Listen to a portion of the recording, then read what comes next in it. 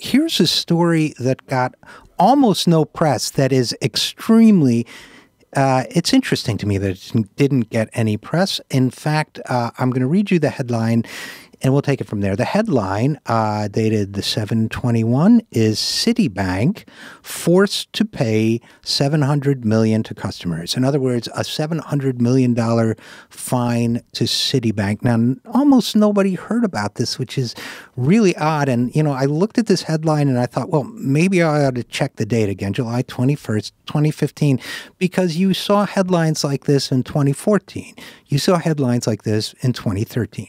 You saw headlines like this in 2012, 2011, 2010. Now, they don't seem to be stopping doing the bad stuff they're doing. So first of all, let's just talk for a minute about why Citibank is forced to pay $700 million to cut back to customers. Okay, 8.8 million customers will be given $700 million in refunds, according to the Consumer Financial Protection Bureau, for illegal credit card practices influencing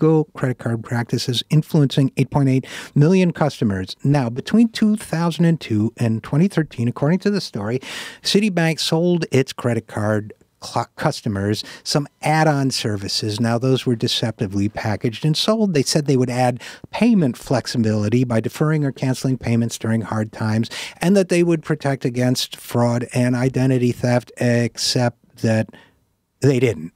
Okay, and these were so as according to the CFPB, the reporter uses the word misrepresented. I suppose that means lied. Misrepresented the costs of these products, which came under names like Account Care and Privacy Guard, and misrepresented, that is to say, lied about what they actually did. Some consumers, according to the reporter here, who is Benjamin Walsh, some consumers weren't aware that they were signing up for the products when they applied for a Citi credit card, or signed up as a result of leading questions. So, okay, forced to pay $700 million back. Let us think for a minute about $700 million.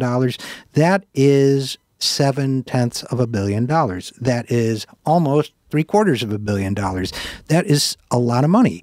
Now, maybe you saw the headline, maybe you didn't, but to me, and again, let's review the dates of the offenses between 2002 and 2013. Now, Citibank, in its current iteration, was created by the deregulation of the 1990s and with the encouragement of both Republicans and the Clinton administration. At the time, it was the Clinton Treasury Secretary went on to become the CEO of that organization, if memory serves.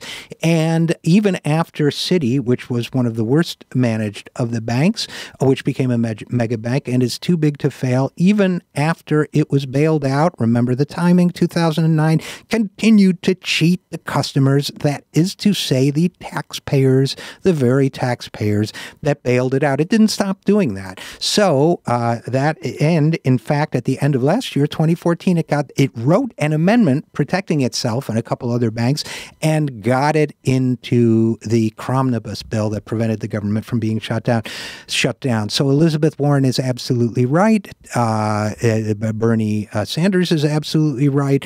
All these folks are right when they say if a bank is too big to fail, it's too big to exist. They are absolutely right to insist that these, as Elizabeth Warren does, that these banks have far too much influence over our government and that they should not be staffing the Treasury Department with Citibank executives.